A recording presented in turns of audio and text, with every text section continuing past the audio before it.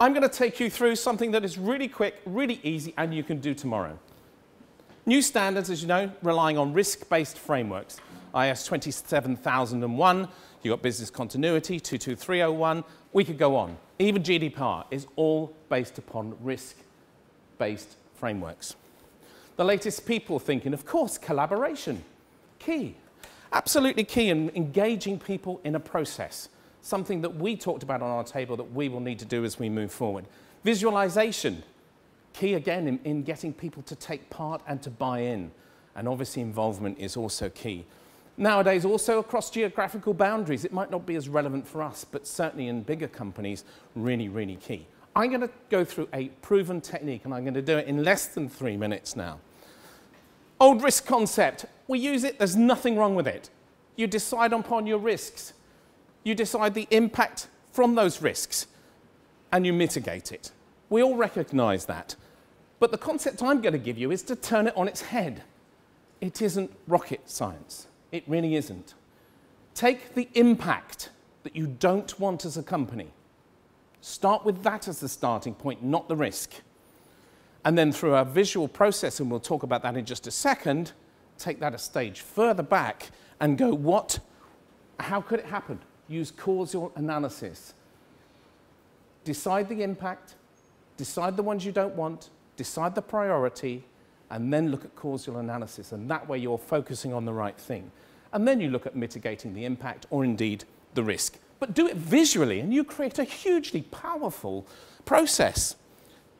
Take an activity, problem, simple project, can be anything.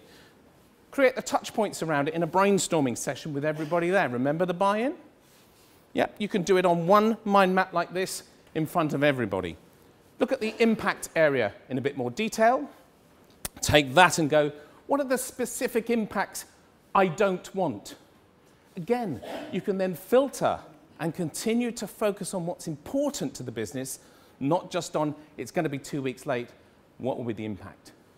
And then look at the actions to avoid that once you've done the causal analysis, and don't forget that those causes are your risks. You could do a complete framework without mentioning risk once.